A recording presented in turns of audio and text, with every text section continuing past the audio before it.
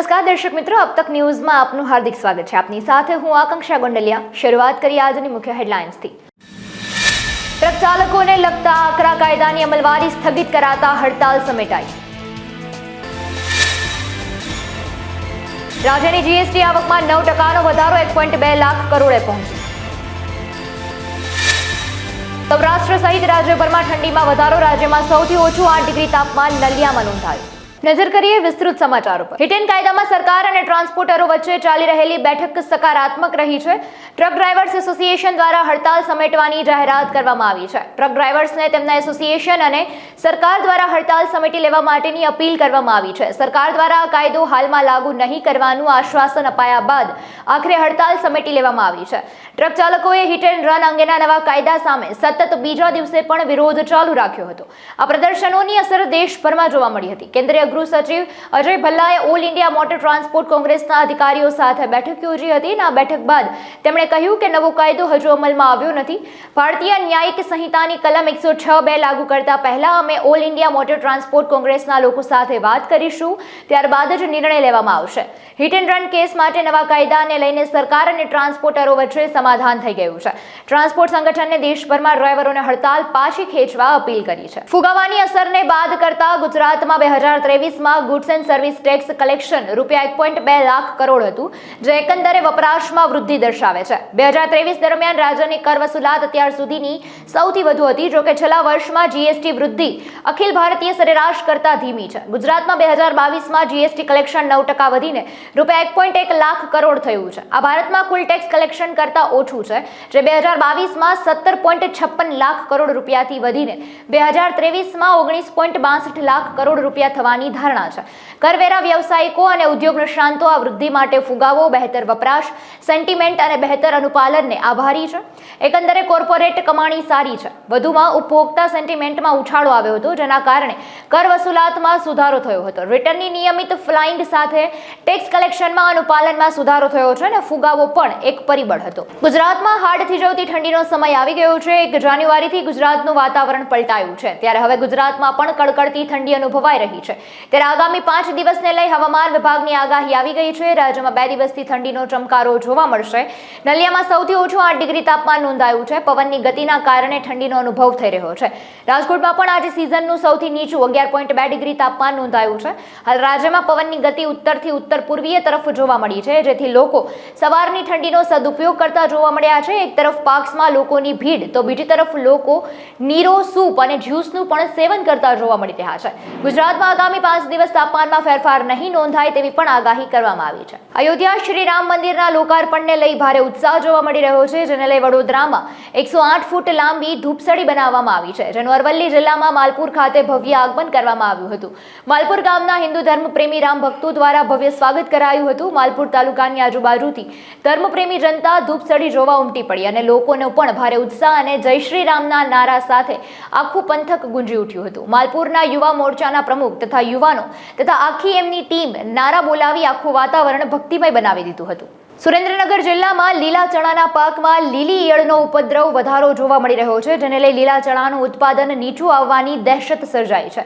જિલ્લાની 26,000 હેક્ટર જમીન પર ખેડૂતોએ લીલા ચણાનું વાવેતર કર્યું છે। લીલી ઈયળોના ઉપદ્રવના કારણે લીલા ચણામાં પોપટાનો ફાળ ન બેસવાની દહેશત સર્જાઈ છે, જેમાં લીલા ચણાનું વાવેતર કરનાર ખેડૂતોમાં ભારે નિરાશા વ્યાપી છે। આ સમસ્યા સામે ખેડૂતોએ દવાનો છંટકાવ કરતા તંત્રની અપીલ પણ કરી છે।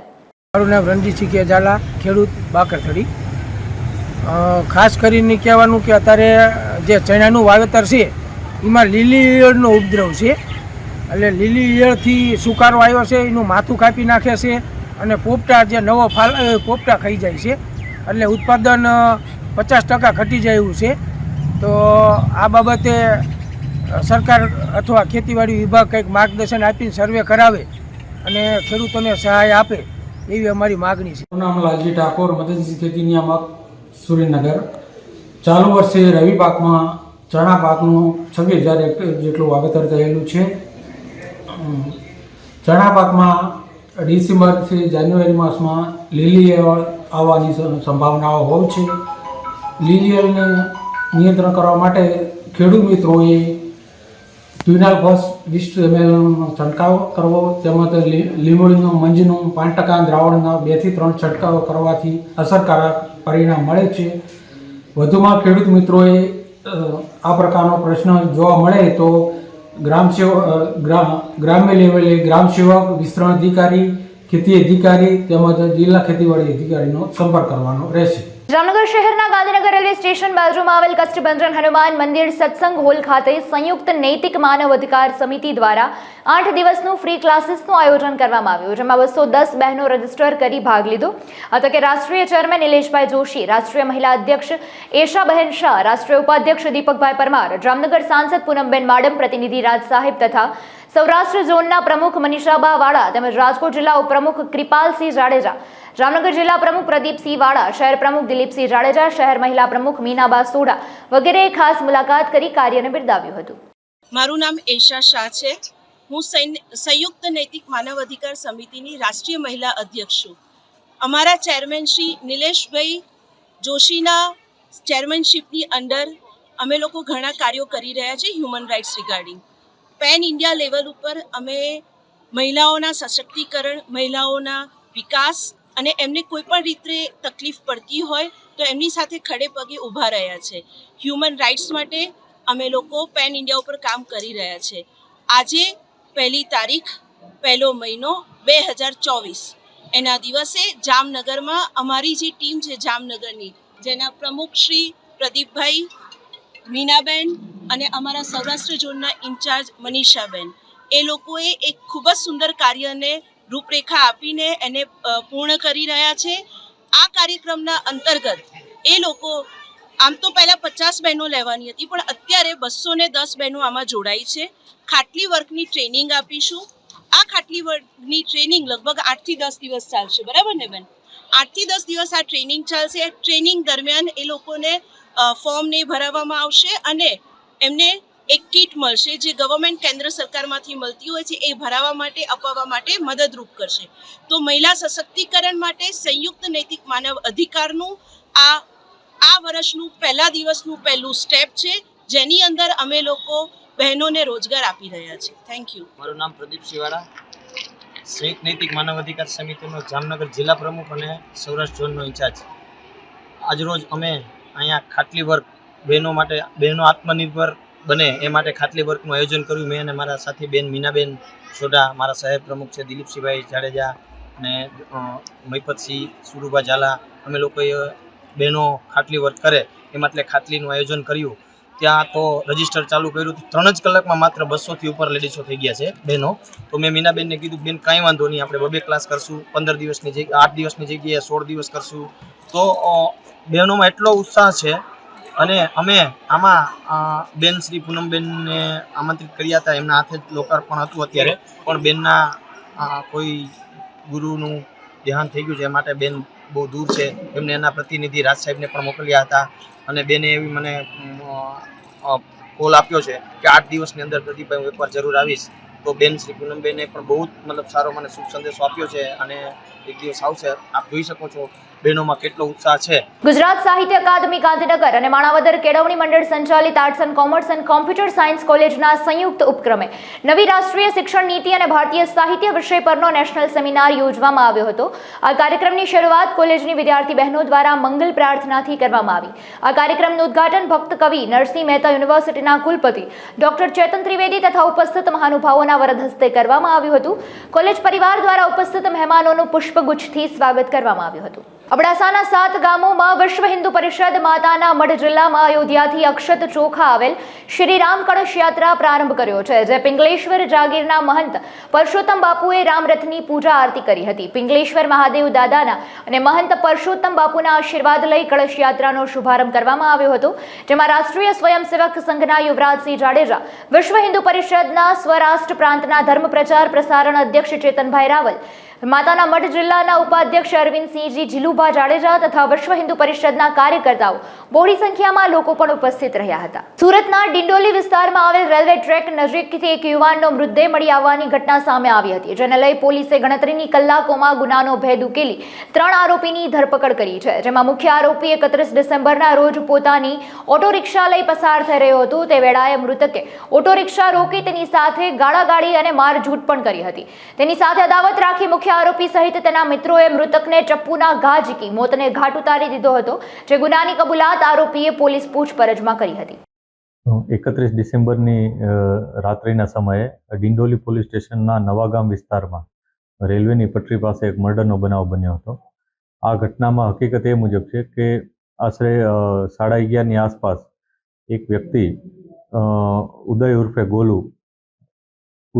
ગોલુ વાસુદેવ પાટીલ આ નામનો વ્યક્તિ ત્યાં રેલવે પટરી પર 2 માણસો બેસેલા હતા, એને જઈને ચપ્પુના ઘા મારે છે અને એની હત્યા નિપજાવે છે.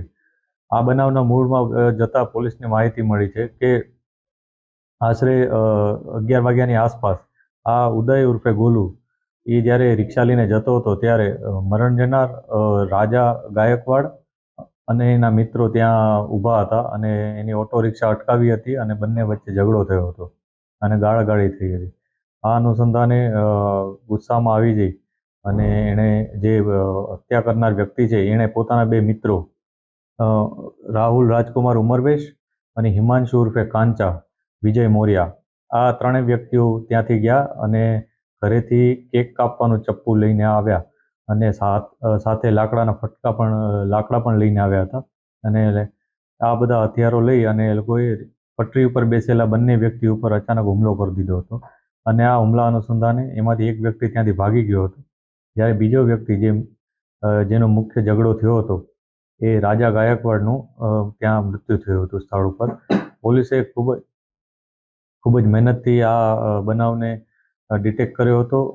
પોલીસની અલગ અલગ ટીમો કામે લાગી ગઈ હતી અને વિસ્તારમાંથી આ 3 આરોપીઓને પોલીસે ઝડપી પાડેલ છે. અત્યારે જે પોલીસ પાસે માહિતી છે એ મુજબ જે આરોપી છે એ પોતાના પરિવાર સાથે ઓટો રિક્ષામાં જતો હતો ત્યારે આ જે ભોગ બનનાર અને એના મિત્રો ત્યાં ઊભા હતા રસ્તામાં અને એ રસ્તામાં ઊભા રહી અને રિક્ષા એને રોકવી પડી હતી. રિક્ષા રોકવા માટે રોક્યા બાદ એ લોકો વચ્ચે તકરાર થઈ હતી કે રિક્ષા કેમ ફાસ્ટ ચલાવે છે અને રોકી કેમ, ને આ સામસામે આવી વાતો થઈ હતી અને ત્યારબાદ જે લોકો ભોગ બનનાર હતા એ લોકોએ એમની સાથે ગાળાગાળી કરી હતી, એને માર્યો હતો એવી પ્રાથમિક વિગત પોલીસને મળી છે. પોલીસ આ તમામ હકીકત વેરીફાઈ કરી રહી છે. ત્યારબાદ જ્યારે આ વ્યક્તિ આરોપી ત્યાંથી ઓટો રિક્ષા લઈને જતો રહે છે અને પોતાના ઘરે જાય છે, પોતાના પરિવારને ત્યાં ઘરે ઉતારી દે છે અને ઘરેથી કેક કાપવાનું ચપ્પુ લઈ અને પોતાના મિત્રો સાથે આ બનાવ માટે રેલવે પટરી ઉપર આવે છે. આમાંથી જે આરોપી પકડાયા છે 3, એમાંથી જે મુખ્ય આરોપી છે ઉદય ઉર્ફે ગોલુ વાસુદેવ પાટીલ, આ જે વ્યક્તિ છે એ અગાઉ પણ ડિંડોલીમાં જ મારામારીના આ પ્રકારના ગુનાઓમાં સંડોવાયેલો હતો. આ ઉપરાંત પોલીસે અગાઉ એની પાસા પણ કરેલી હતી. હાલ પોલીસે તેની ધરપકડ કરી લીધેલ છે.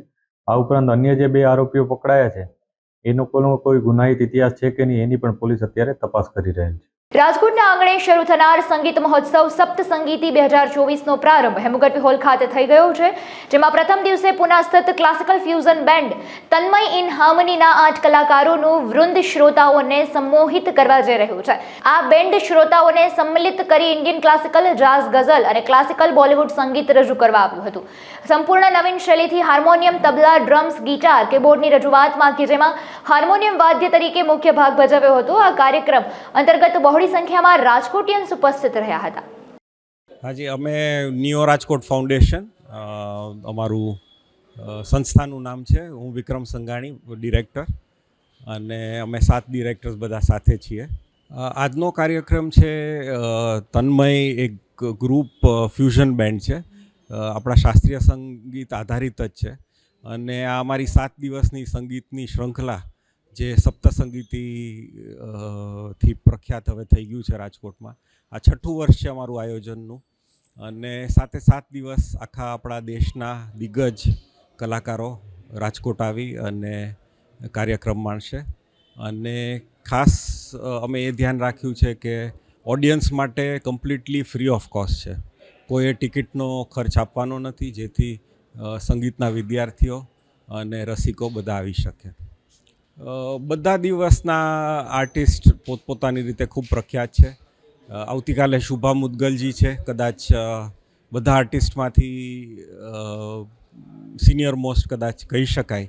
પરમ દિવસે રાકેશ ચોરસિયા, જે પહેલાં પણ રાજકોટ આવી ચૂક્યા છે. અને બાકીના દિવસોમાં પણ આપ જોઈ શકો છો, આખી પ્રોગ્રામ સૂચિ અહીંયા છે. અને લાસ્ટ ડે આપણા સૌરાષ્ટ્રના લોકસંગીતને પણ એક પ્લેટફોર્મ મળે, તો એ માટે આપણા જ દિગ્ગજ રાજકોટના કલાકાર ઓસ્માન મીરને પણ અમે નિમંત્રણ આપ્યું છે. એમનું પરફોર્મન્સ 7મા દિવસે છે. ઓડિયન્સ આપણે હેમુ ગઢવીમાં 1060 સીટ છે, એના માટે અમારે 7000 પાસની રિક્વેસ્ટ આવેલી, અને બધાને તો ન આપી શકાય, પણ અમે કોશિશ કરી અને બધાને 2 દિવસના કે 3 દિવસના પાસ મળે. પોતાની પ્રાયોરિટી અમે માંગી લીધી હતી. કોઈક કે ભાઈ મારે શુભા મુદગલમાં આવવું છે, તો જેની ફર્સ્ટ પ્રાયોરિટી હોય એ પ્રમાણે અમે એલોટમેન્ટ કર્યું. સુરતમાં નવા કાયદા વિરોધમાં મગદલ્લા બંદર પાસે ટ્રક ડ્રાઈવરોએ પોલીસ પર હુમલો કરતા ડુમસ પોલીસે રાયોટિંગના ગુનામાં સીસીટીવી કેમેરાના આધારે 23 ટ્રક ચાલકોની ધરપકડ કરી છે. ટોળાએ રસ્તા વચ્ચે બેરિકેડ મૂકતા પોલીસકર્મી સુરેશ રાઠવાએ સમજાવવા કોશિશ કરી, પરંતુ આવેશમાં આવી તેના પર હુમલામાં કરતા ઈજા થઈ હતી. ડ્રાઈવર પ્રદીપ મહેન્દ્ર યાદવ, સરજુ બહાદુર ચૌહાણ, મનોજ રાજેન્દ્ર શાહુ सहित 40ના ટોળા સામે રાયોટિंगનો गुनो दाखिल કર્યો હતો. उसमें ऐसा है कि सुबह का ये बना हुआ है, जो ड्राइवर है जो नया लो बना है उसके विरोध में वो सब ने विरोध करके चक्का जाम किया था. तो पीसीआर वहाँ गई थी शॉट करने के लिए, रास्ता क्लियर करने के लिए. तो ड्राइवर लोगों ने हमारे जो कांस्टेबल्स है उससे साथ हाथापाई की थी. इसी वजह से हमने 19 आदमियों को अभी तक हिरासत में लिया है, 19 आदमियों को, और उसके विरुद्ध एफआईआर रजिस्टर कर दी है. आईपीसी 332, 323, 341, 504, 506(2) में अटक भी कर दिया है. उसमें 40 से 50 आदमी दिख रहे हैं, उनमें से 19 आदमियों को हमने हिरासत में ले लिया. ये जगह है जो डुमस जो मगदला के सामने का जो रास्ता है, मगदला पोर्ट के जाने के, वहाँ की घटना है. नहीं, कोई चोट ऐसी कि उसको ढिक्का पाटू का जो मार बोलते हैं वो उसके का गर्दन के पीछे के भाग में लगा हुआ है. बाकी कोई उसको इंजरी नहीं हुई है. હાલ સમાચારોમાં બસ આટલું. ફરી મળીશું નવા સમાચારો સાથે. હવે મને રજા આપશો. નમસ્કાર.